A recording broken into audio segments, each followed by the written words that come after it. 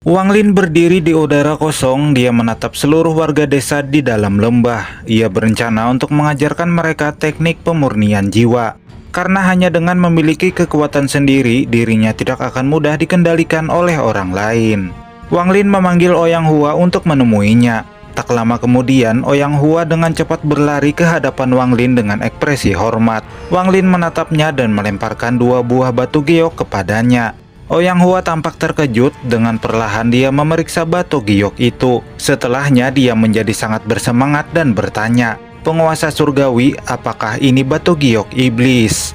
Ouyang Hua dengan segan memberitahu Wang Lin, "Penguasa surgawi, aku tahu giok ini menyimpan sesuatu di dalamnya. Namun orang tua ini tidak tahu cara untuk membacanya." Wang Lin meminta Ouyang Hua untuk membayangkan apa yang ada di dalam giok itu. Jika memiliki pikiran yang kuat, maka akan dapat melihatnya. Jika gagal, maka bisa mencobanya beberapa kali. Setelahnya dia kembali melanjutkan kultivasinya. Ouyang Hua lantas mencoba melakukan apa yang diperintahkan Wang Lin. Namun tidak peduli seberapa keras ia mencobanya, dirinya tetap tidak bisa melihat apa yang ada di dalam batu giok. Sementara Wang Lin, meskipun dia sedang berkultivasi, tetapi dia masih mengamati apa yang dilakukan oleh Ouyang Hua. Ia dapat melihat sesuatu yang memblokir meridian orang tua itu sehingga membuatnya tidak dapat meningkatkan kekuatannya. Tetapi Wang Lin cukup tertarik dengan Ouyang Hua. Meskipun dantiannya diblokir, tetapi dia mampu mengendalikan formasi di sekitar lembah, bahkan membuat tubuh ilusi. Tampak Ouyang Hua telah menyerah. Dia menghela napas dan menggelengkan kepalanya. Wang Lin membuka matanya dan menunjuk ke arah Ouyang Hua. Dalam sekejap sebuah energi menyelimuti tubuh orang tua itu. Energi itu masuk ke dalam seluruh tubuhnya melewati pembuluh darah. Bersamaan dengan itu, Ouyang Hua merasakan sakit yang luar biasa. Namun dirinya hanya bisa menahannya. Jika Wang Lin ingin membunuhnya, maka tidak perlu melakukan hal semacam itu. Jadi menurutnya, Wang Lin saat ini kemungkinan besar sedang membantunya. Seluruh tubuh Ouyang Hua bergetar hebat dan wajahnya berubah menjadi sangat pucat. Wang Lin menatapnya dan berkata, "Bertahanlah." Setelahnya, orang tua itu terjatuh ke tanah dan tidak sadarkan diri. Beberapa jam kemudian, Ouyang Hua membuka matanya. Dia dapat merasakan adanya perubahan di dalam dirinya. Perasaan terlahir kembali muncul di hatinya. Ouyang Hua segera berlutut di hadapan Wang Lin dan berterima kasih. Wang Lin mengangguk dan berkata, "Sekarang cobalah untuk memeriksa apa yang ada di dalam batu giok itu." Orang tua itu dengan cepat memegang batu giok dan memeriksanya. Serangkaian teknik di dalam batu giok kini tertanam di dalam ingatannya. Tubuh Ouyang Hua bergetar, rasa kebahagiaan muncul di wajahnya. Ia berkata, "Junior telah melihatnya." Wang Lin memandang Ouyang Hua dan berkata, "Teknik itu adalah teknik pemurnian jiwa. Dengarkan baik-baik, aku hanya menjelaskannya sekali. Setelah kamu berhasil mempelajarinya, kamu bisa mengajarkannya kepada seluruh warga yang ada di desa." Tidak terasa 3 bulan telah berlalu. Pelatihan Ouyang Hua berjalan dengan baik. Orang tua itu sangat tekun berlatih. Bahkan dia menghentikan rencananya menyerang desa lain untuk bisa fokus berlatih teknik pemurnian jiwa. Bukan hanya Ouyang Hua, tetapi pemuda yang sebelumnya Wang Lin ikuti ketika di luar lembah, bakatnya dalam melatih teknik pemurnian jiwa sangatlah luar biasa. Pemuda ini bahkan mencapai tahap ketiga dan telah siap untuk membuat bendera jiwanya sendiri.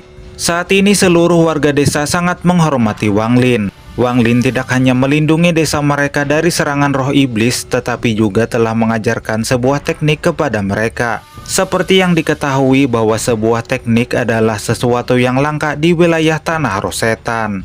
Wang Lin memanggil Ouyang Hua dan Sisan untuk menghadapnya. Setelah keduanya datang, Wang Lin berkata, "Hari ini aku akan mengajarkan teknik bendera jiwa kepada kalian. Teknik ini mudah digunakan dan lebih bagus lagi jika digunakan untuk membunuh. Semakin banyak membunuh, maka semakin banyak jiwa yang dikumpulkan dan kekuatan yang diperoleh juga akan meningkat." Teknik bendera jiwa ini terbagi menjadi 3 bagian, yaitu pemurnian jiwa, ekstraksi jiwa, dan penyegelan jiwa. Namun yang paling penting dari ketiga bagian teknik tersebut adalah membuat bendera jiwa itu sendiri. Hanya dengan memiliki bendera jiwa, seseorang akan bisa menggunakan teknik bendera jiwa. Bendera jiwa memiliki beberapa tingkatan tergantung dengan jumlah jiwa yang ada di dalam bendera. Saat ini bendera terkuat adalah bendera 1 miliar jiwa, dan yang terlemah adalah bendera dengan 10 jiwa.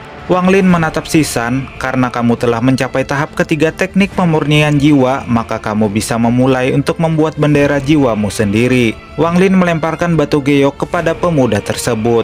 Sisan menangkap giok itu dan memeriksa isinya. Dia tampak sangat senang dan matanya penuh kegembiraan. Wang Lin tersenyum, itu adalah metode untuk membuat bendera jiwa. Kamu bisa pergi untuk berlatih membuat bendera jiwamu sendiri. Setelahnya, Wang Lin mengalihkan pandangannya kepada Ouyang Hua. Sekarang coba kamu periksa isi giok itu. Jika kamu berhasil membuatnya, kekuatanmu akan meningkat pesat. Apalagi jika kamu menggunakan energi iblis untuk menyegel fragmen jiwa ke dalam bendera jiwa. Ouyang Hua dengan cepat mengambil giok itu dan memeriksa isinya. Setelah merenung sejenak, dengan hormat ia berkata, "Junior akan pergi mencari bahan untuk membuatnya." Wang Lin tampak tersenyum, ia adalah orang yang berhati-hati.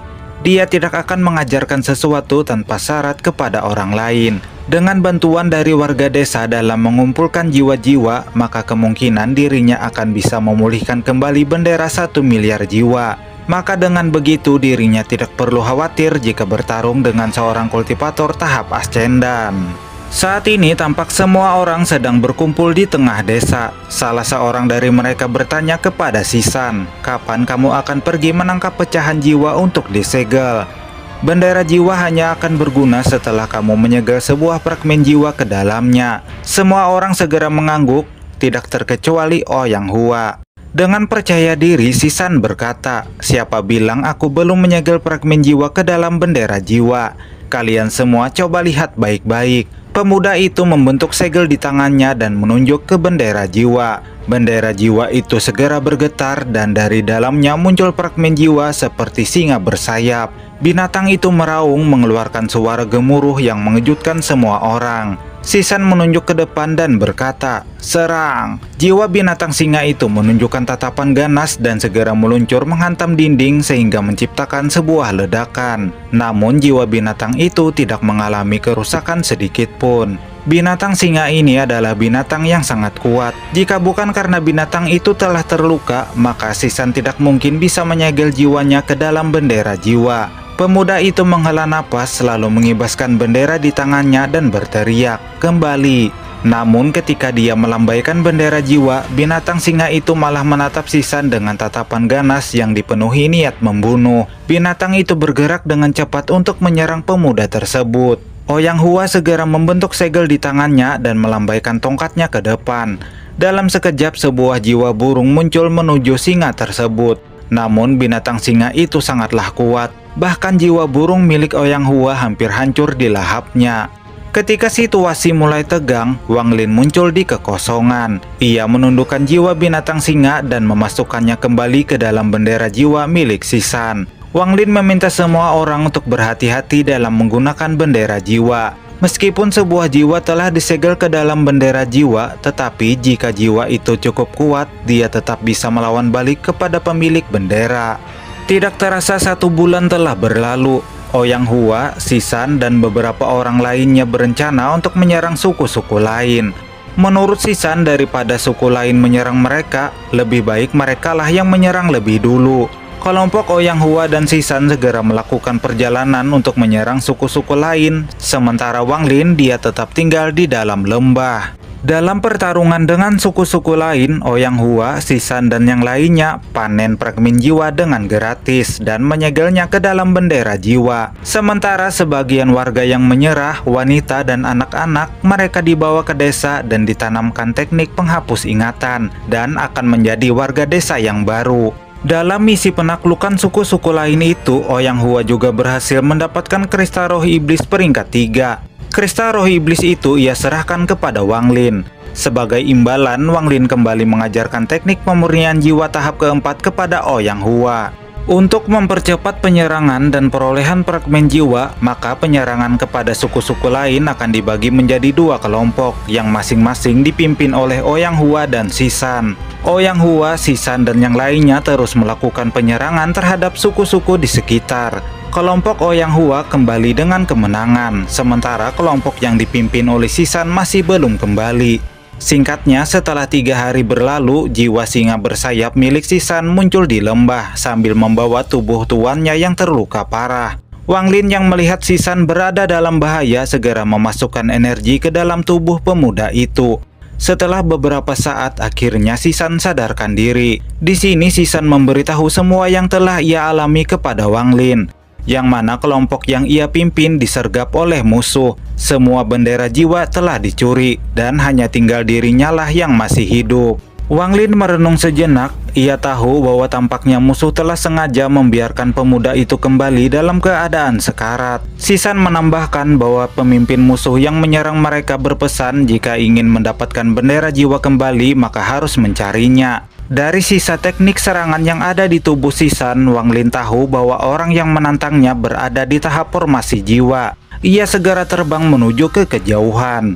Wang Lin tiba di sebuah lembah yang juga dilindungi oleh sebuah formasi pelindung. Di dalam sebuah rumah, tampak kepala suku air surgawi sedang berbincang dengan 2 orang tamunya. Yang satu berjubah abu-abu dan yang satunya berjubah putih. Orang berjubah putih inilah orang yang disebutkan oleh Shisan sebelumnya. Pria berjubah putih ini merupakan penjaga di kota setan kuno. Karena itulah dia begitu berani merampas bendera jiwa milik Shisan dan memberikan tantangan kepada Wang Lin. Namun tiba-tiba ketiganya dikejutkan oleh sebuah getaran hebat. Wang Lin muncul di langit dan menyebarkan aura yang sangat kuat menyebabkan pelindung lembah aktif.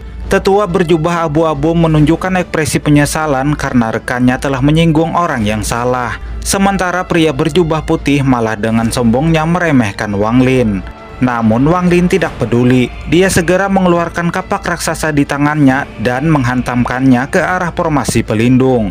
Tetapi rupanya pelindung itu sangat kuat dan mampu menahan serangannya. Mengetahui formasi itu cukup menarik, Wang Lin memilih untuk merebut desa itu. Ia segera menggali dan mengangkat satu desa itu setinggi 5 km di udara. Ouyang Hua lantas bertanya kepada Wang Lin apa nama desa yang akan mereka tempati. Wang Lin berbalik menatap desa dan berkata, "Sekte Pemurnian Jiwa."